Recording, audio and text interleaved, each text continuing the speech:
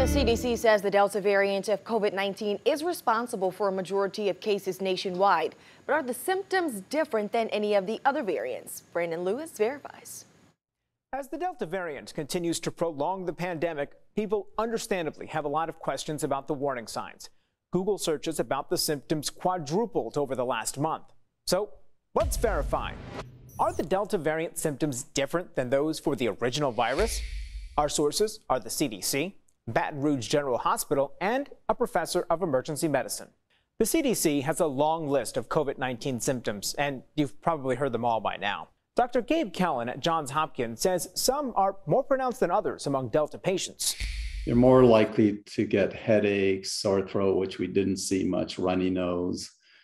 With the Delta that we didn't see as much, although you could get it with the previous strains. And fever remains fairly prominent.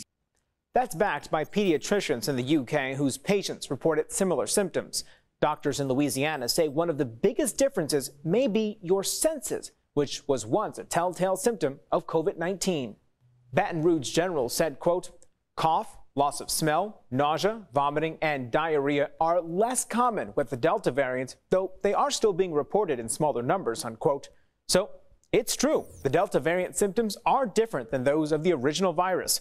Kellen says those differences can make it hard for people to distinguish between the start of a cold and COVID-19 and encourages people to watch for symptoms that worsen. With your Verify, I'm Brandon Lewis.